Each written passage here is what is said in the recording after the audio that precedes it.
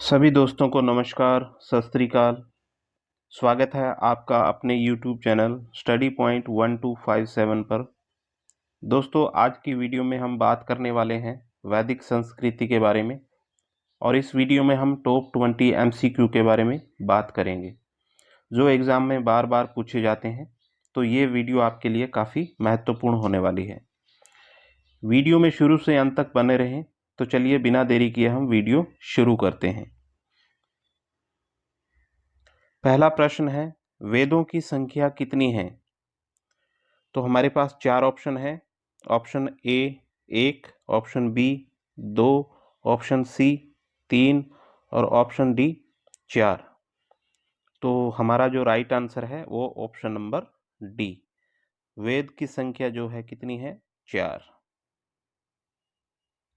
प्रश्न नंबर 2, सबसे पुराना वेद कौन सा है? वेद की संख्या 4 है तो वो कौन कौन से हैं? ऋग्वेद, सामवेद, यजुर्वेद, अथर्ववेद। तो सबसे पुराना वेद है वो ऋग्वेद। ऋग्वेद में कितने मंडल हैं? प्रश्न नंबर 3। यहाँ चार ऑप्शन है। Option A 5, option B 10, option C 12, option D 15। तो दोस्तों, जो हमारा राइट आंसर है वो ऑप्शन नंबर बी 10 मंडल हैं ऋग्वेद में।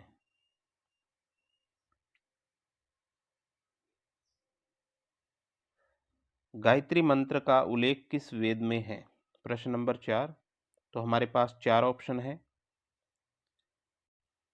ऋग्वेद, सामवेद, यजुर्वेद, अथर्ववेद।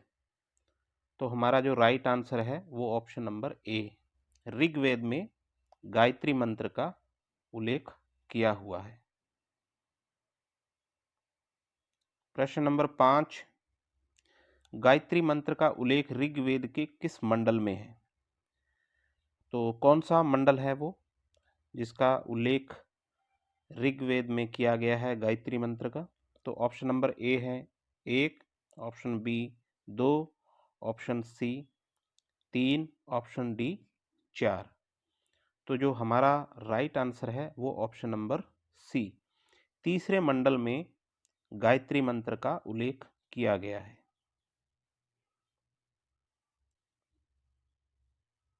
प्रश्न नंबर 6, ऋग्वेद में सबसे पवित्र नदी किसे कहा गया है?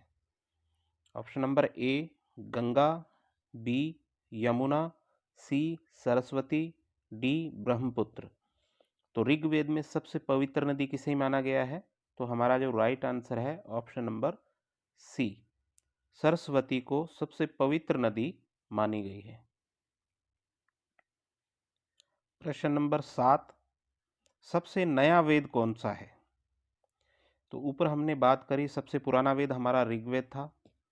तो इसमें बात की गई है सबसे नया वेद कौन सा है? ए ऋग्वेद, बी सामवेद, सी यजुर्वेद और डी अथर्ववेद। तो जो इसका राइट आंसर है वो है अथर्ववेद। अथर्ववेद सबसे न्यू वेद है।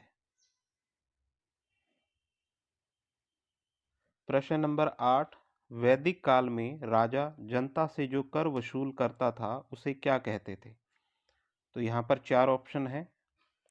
ऑप्शन नंबर ए जजिया, बी बलि, सी लगान और डी कर।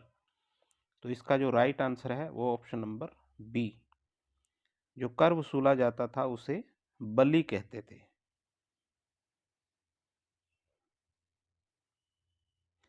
प्रश्न नंबर 9, सत्यमेव जयते कहाँ से लिया गया है? तो चार ऑप्शन है। Option number A Rigveda, B Shatapatha Brahmana, C Yajurveda और डी मुंडकोपनिषद।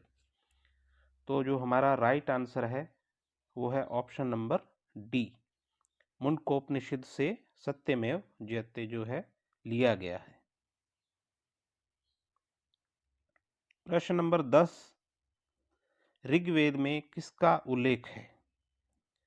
तो ऋग्वेद जो वेद है वो किसका उल्लेख करता है? तो हमारे पास चार ऑप्शन है। ए मंत्र, बी जादू, सी आयुर्वेद और डी संगीत।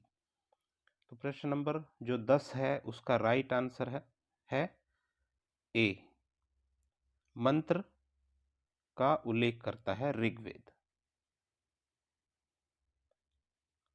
प्रश्न नंबर 11, ऋग्वेद में कुल कितने मंत्रों की संख्या है? कुल मंत्रों की संख्या कितनी है या कुल ऋचाओं की संख्या कितनी है? तो हमारे पास 4 ऑप्शन है। ऑप्शन नंबर ए 10,000, बी 10,500, सी 11,600 और डी 10,600।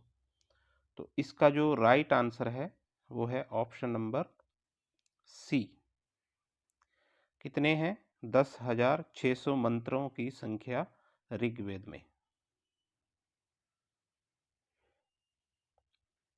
प्रश्न नंबर 12 है, सामवेद में किसका उल्लेख है? जो वेद है हमारा सामवेद, उसमें किसका उल्लेख है? ऑप्शन नंबर ए मंत्र, बी जादू, सी आयुर्वेद और डी संगीत। तो सामवेद में किसका है? सामवेद में हमारा ऑप्शन नंबर डी बिल्कुल सही है, संगीत का यहाँ पर उल्लेख है। आप इसे ऐसे याद रखते हैं, स से संगीत शुरू होता है और स से ही सामवेद। तो इसको आप इस तरीके से याद रख सकते हैं। प्रश्न नंबर 13, संगीत का जनक किस वेद को कहते हैं? तो ऑप्शन नंबर ए है ऋग्वेद, बी सामवेद, सी यजुर्वेद और डी है अथर्ववेद। तो संगीत का जनक है वो है हमारा ऑप्शन नंबर बी, सामवेद को हम संगीत का जनक कहते हैं।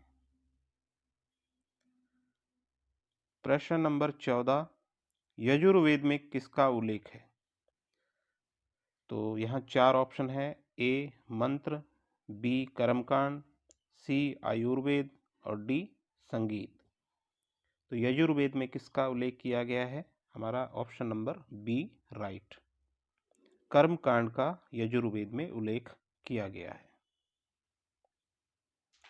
प्रश्न नंबर 15, अथर्ववेद में किसका उल्लेख है? 4 ऑप्शन है। ए मंत्रों का, बी रोग निवारण में जादू टोना, सी कर्मकांड और डी संगीत। तो हमारा जो राइट आंसर है वो ऑप्शन नंबर बी है, रोग निवारण जादू टोना का उल्लेख किया गया है अथर्ववेद में। आगे बढ़ते हैं। प्रश्न नंबर 16, उपनिषद की संख्या कितनी है? तो 4 ऑप्शन है। ए 4, बी 68, सी 108 और डी 12। तो इसका जो राइट आंसर है वो ऑप्शन नंबर सी, उपनिषदों की संख्या कितनी है? 108 मानी गई है। प्रश्न नंबर 17, उपनिषद को अन्य किस नाम से जाना जाता है? तो यहाँ पर 4 ऑप्शन है। वेद, बी वेदांग, सी वेदांत, डी पुराण। तो हमारा जो राइट आंसर है वो है ऑप्शन नंबर सी, उपनिषद को हम वेदांत भी कहते हैं।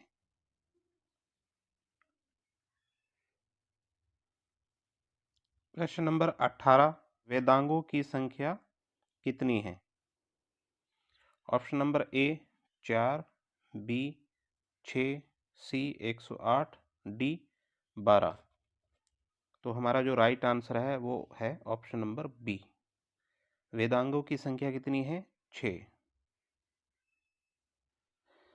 प्रश्न नंबर 19, व्याकरण की सर्वप्रथम रचित पुस्तक है? तो कौन सी पुस्तक है हमारी? Option number A Mahabhashya, B Ashtadhyayi, C Yajurveda और डी ऋग्वेद। तो इसका जो हमारा राइट आंसर है वो है अष्टाध्यायी। अष्टाध्यायी व्याकरण की सर्वप्रथम पुस्तक है। प्रश्न नंबर 20, आज का हमारा ये लास्ट प्रश्न है, अष्टाध्यायी के रचयिता कौन थे? व्याकरण की जो पुस्तक है अष्टाध्याय, उसके रचयिता कौन थे? ए है कालिदास, बी है वेदव्यास, सी है पाणिनि और डी है अष्टावक्र। तो जो हमारा राइट आंसर है वो है पाणिनि। पाणिनि को अष्टाध्यायी के रचयिता के रूप में हम जानते हैं। तो ये थे हमारे 20 MCQs। उम्मीद करता हूँ आपको वीडियो अच्छी लगी है। अगर वीडियो अच्छी लगी है तो आप अपने दोस्तों के साथ इसको शेयर भी कर सकते हैं। मिलते हैं अगले वीडियो में, तब तक के लिए धन्यवाद।